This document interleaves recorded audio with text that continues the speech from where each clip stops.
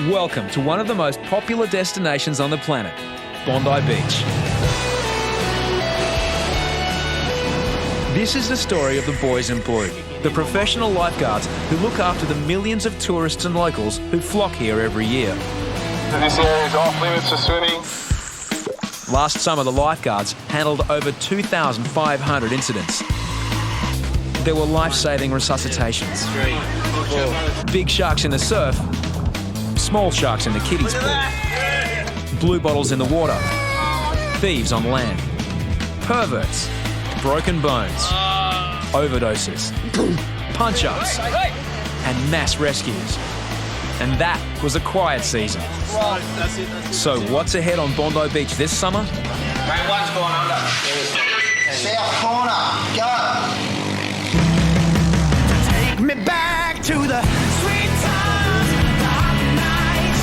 Everything is gonna be alright in the summertime. Baby, in the summertime. And even if I have to wait till next year, I don't care. All I know is that I'll meet you there in the summertime. Baby, in the summertime, that is where I'll be.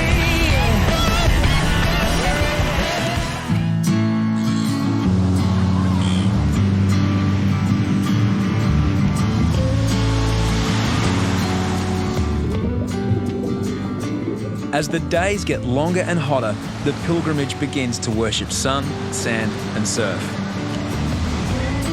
For the elite band of watermen who patrol every day of the year, it's time to brace themselves for summer. With the winter chill still in the water, it's induction day for the 35 lifeguards. The old gang is back. There's Hoppo, the boss. Not a big talker, but his water skills say it all. Yatesy, the wild man who always does things a little differently. Kerbox, former world number 6 pro surfer. And Reidy, who last year copped it from veteran Corey. He's not a lifeguard's bootlace, Reidy. Then proved himself in the end. He's got to keep going the way you're going, I guess. Now it's time to brush up on their skills. The season's about to kick off again, and we've got the paramedics down here doing some spinal care training. One wrong move with a spinal injury can cripple a patient for life.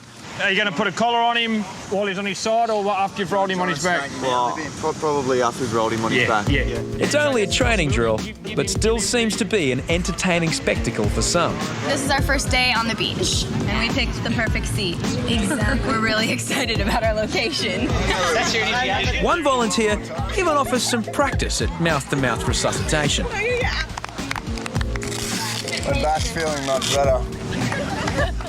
All right, now refocus you guys, come on. Most of the lifeguards are Bondi locals, born and bred to the sound of the surf. But now, there's some new kids on the block. We've got Brooke, our first female lifeguard. I've just moved down from the Central Coast. Thought I'd try something different. Been a lifeguard for 10 years. Been to Japan the last 4 years in the winter lifeguarding. She's got a bit of experience, but I think it's going to be a big eye-opener for her here at Bondi. It's probably only 5,000 people on the beach down there. You're getting 40,000 here. I think some of the punters in the water, when they look around and see me and Brooke on the shore, they'd rather Brooke go and get them. In another first, there's a young trainee who lives a world away from the beach. 18-year-old Blake grew up 70 kilometres inland. Most lifeguards walk to work. It takes Blake an hour and a half just to get to Bondi. Blake's the first lifeguard at Bondi that hasn't grown up near the beach. Now, Blake faces the challenge of passing muster on one of the world's busiest beaches. Lots of the skills are just time out in the ocean, learning to read the surf and everything, and I don't have that much time on the beach. Taking a big risk and proud of it. Maybe we'll get him doing a few rescues soon. It should be quite interesting. Yeah, we'll have to wait and see, eh? The old guard reckon the rookie's first Bondi summer is going to be a big one. Every year it seems that Bondi's getting more popular, and just now, you can look now, there's thousands of people on the beach and it's still 16 in the water. Kind of getting a bit anxious and a little bit scared because I know last season was a little busy, but it was nothing on what we had before. Anything could happen, and I don't know, That's Bondi. That's why everyone loves it. There's only one thing certain about Bondi. Expect the unexpected. Yeah, I'm just sitting down south at the moment. Sitting on backpackers, got a good view of the southern corner as well. And it's one of those days you never know what's going to happen. We do have somebody in the rip, however. An English tourist has been swept off a sandbank at Backpackers Rip, a notorious danger spot. As the man keeps disappearing underwater, Ben knows he hasn't got long.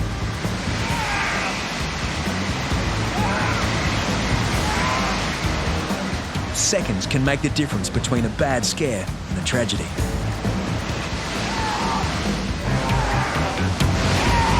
English tourist Terry Smith has come to Bondi for the very first time. Minutes after arriving, he's been swept off a sandbank at Backpackers Rip. His screams for help have sent a chill down the beach.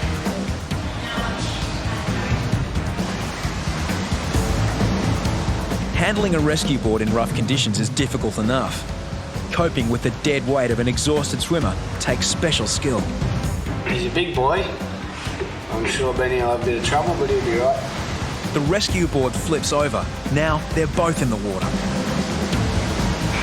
Once they're on, they're just harder to balance because they weigh more than you, so they tip it further. Finally, he's safely on. The board camera reveals the face of a man who's narrowly escaped death.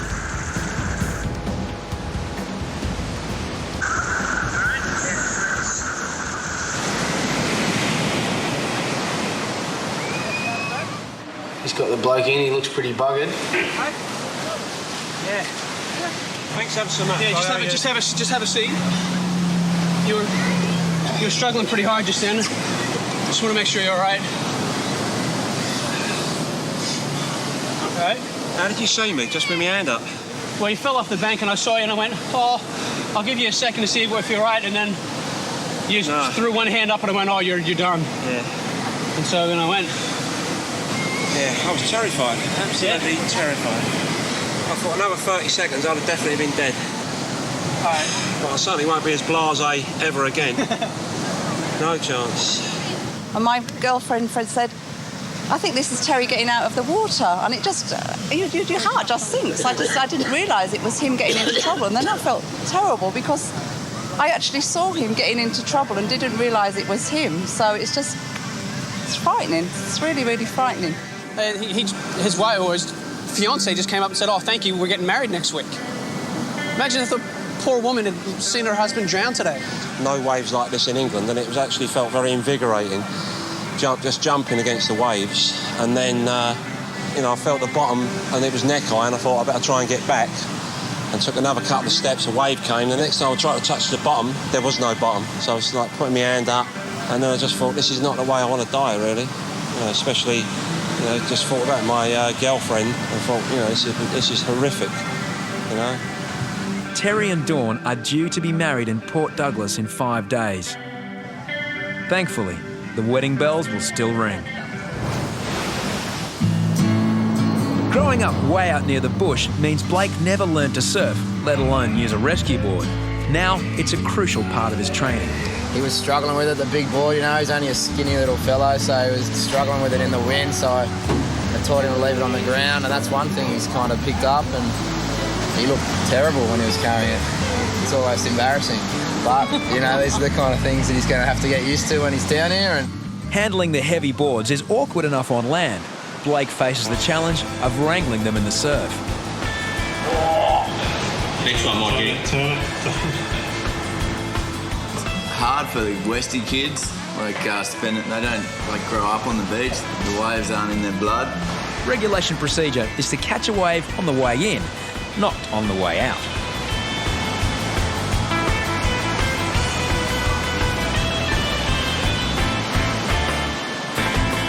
It's all part of the training. He'll get it by 2010, I reckon. What do you reckon? Maybe 2011. It's just all about the position of the board, so the littlest waves can knock you off if you're in the wrong spot. So, yeah, they're not too big. The bigger waves make it hard to catch and hard to get over, but they haven't had much swell lately, so I haven't got much practice. If he can't learn how to handle the rescue boards, Blake will never cut it as a Bondi lifeguard.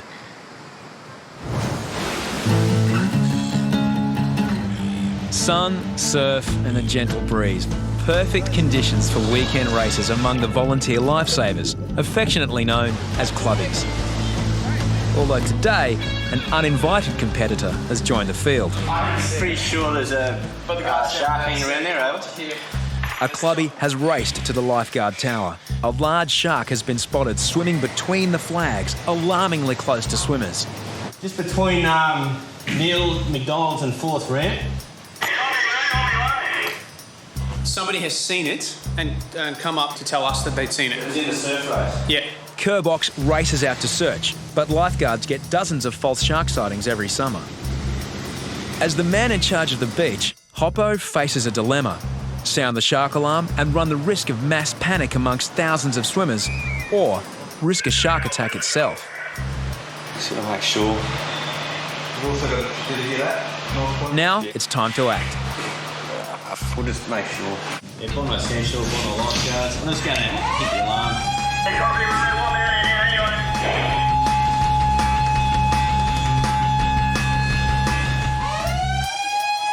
Nothing clears the surf at Bondi faster than the shark alarm.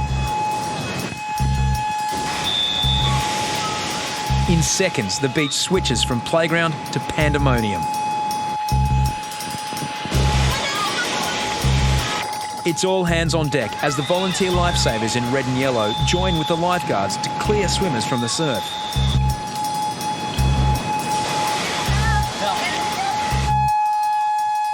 I put my head up and I hear this alarm. And I'm like, oh no. We had that shark is coming and my son was far away.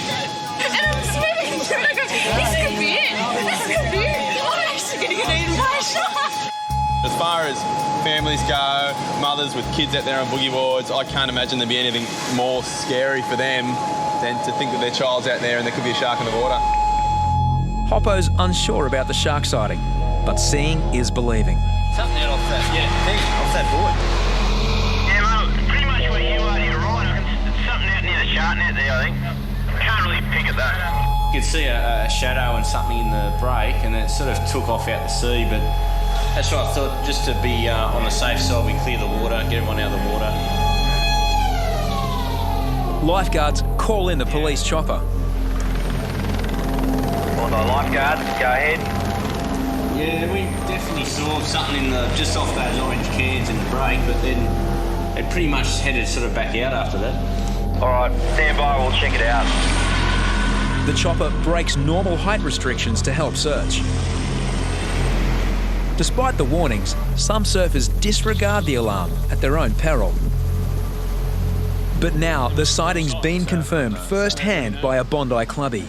You guys definitely saw it? Oh, definitely. Yeah, it was just as the race was starting. We were just out the back behind the boys, and you could just see the two small fins. I think it was the dorsal fin and the other one, about 30 metres behind. It's just cruising around on the surface, so it looked like a hammerhead from what I could see. So. Sharks like this hammerhead are often spotted off Sydney beaches, but no one's been taken by a man-eater at Bondi since 1929. Shark nets disrupt their swimming patterns, but are only a deterrent. If a shark really wants to visit Bondi, there's not much stopping it. With no further sightings, Hoppo decides to reopen the beach.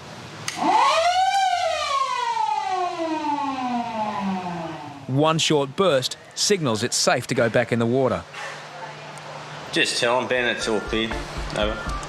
Copy that, I will. They think it was a hammerhead. It was a hammerhead? That's what the guy who saw it in the race and the boat both said. They thought it was a hammerhead. Are they particularly nasty? They don't go out of their way, I don't think, to bite you, but I suppose if they felt threatened and there's a group of people, I suppose they'd give you a bit of a nip. If you're a good boy. A bit of a nip. Are you donating your toes? We're Bondi Essential to jet ski. Go off. You know what I'm thinking? I watched it go back out. I wouldn't be surprised if it's stuck in the net on its way back out. Bisho checks whether the shark may have become caught in the net. For some reason, he heads back rather quickly. Like that area out there, is it? Oh, is it dark water? Like, I see that. Yeah, it's dark, and I'm looking down at the net. I'm thinking, I was shaking, and no way. I'm looking, there's all like little bits of seaweed all around the buoys, and a little ripple here, and you don't get thrown off balance. Yeah. And I'm like, oh, shit, get upright. With no shark visible from the surface, resident shark expert Yatesy may be given the job of checking underwater. Yeah, we need Yatesy to dive down. Yatesy's expendable.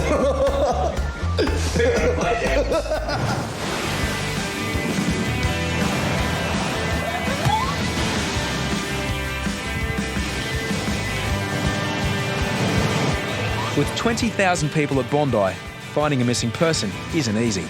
Dark brown. In the middle of the beach, Bisho and Derek get a report of a missing Irish tourist. His friends haven't seen him for 40 minutes. Yeah, we're going to go and see the girlfriend first. I'll find out more. Yeah, let us know.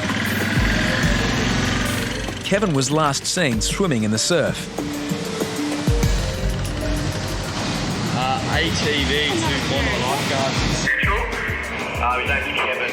Irish, tall with brown hair. If I know anything else, I'll let you know. Yeah, copy, mate.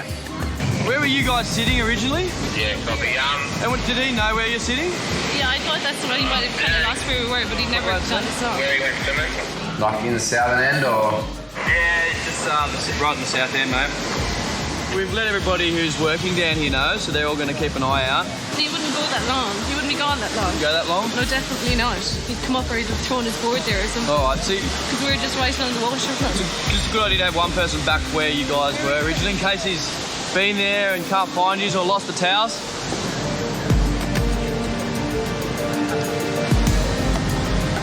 We've got to get another guy down here now anyway, so there's going to be 3 of us looking out, okay? Lifeguards not only have to find Kevin, they must also reassure his girlfriend. Just try to relax. We've got quite a few of us here now, so we're going to keep an eye out. Were you out there with him? I was with him for about 15 minutes and then I came in and he stayed out there. Oh, okay. He's gone nearly an hour now. Yeah. It's frustrating, I know, but people get lost all the time. People always think the worst thing, but honestly, there's been 3 lifeguards here. It's not very dangerous out there. It's pretty difficult for him to get into trouble. Something wrong. He's gone over an hour. He would never Really? be gone that long, ever. He hasn't got any other friends here where he'd be or He wouldn't anything? have gone. He wouldn't have lived No? without me. All right.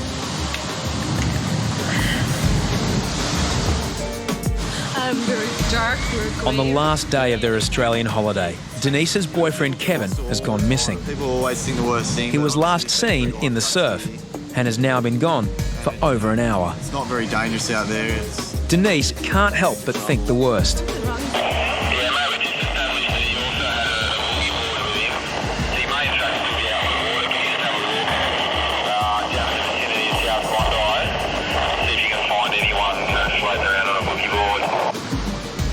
Okay, copy.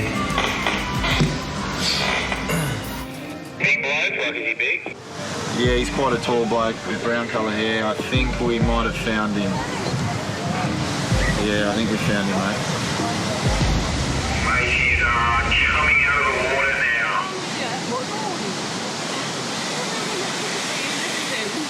I've been worried sick about you. Sorry. Yeah, no. Where did you go? I was just up there. It's on. We were trying to calm her down. She was sure you'd drown. No. No worries. Bondi Central clear. We're travelling. We're actually leaving Bondi tomorrow. So it was our last day. And I was thinking, oh my God, our last day and this has happened. The waves were great, like say, so that's out there enjoying them, you know. Forgot about me on the beach. Oh, listen, you're always a little bit concerned in the back of your mind. You think something could have happened, something that you may have missed. But I mean, we'd spent most of the time here watching the water pretty thoroughly. So once we heard he had a bodyboard, the whole perspective of it changed, you know. Oh my God. With the happy ending, it's okay, I don't mind.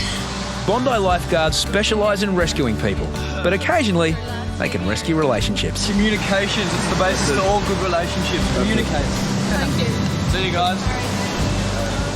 Kevin, where did you go? You're gone over an hour. Huh? You're gone over an hour. Are you sure? Huh? Are you sure? What did he say? I said, no, I was just out there having fun.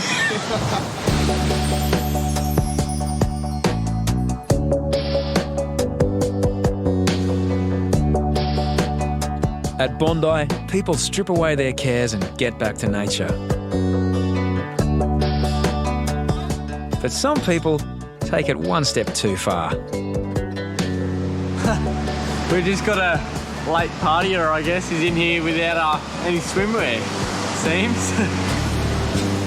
Blake has been given the job of restoring order. So, is there more than one? There's that guy there.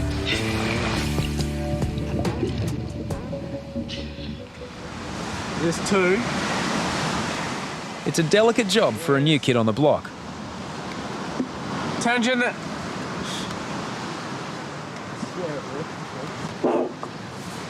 Attention, these swimmers in front. There are some swimmers in here that appear to not be wearing any swimmers. You must be bathing in appropriate swimwear while at Bondi Beach.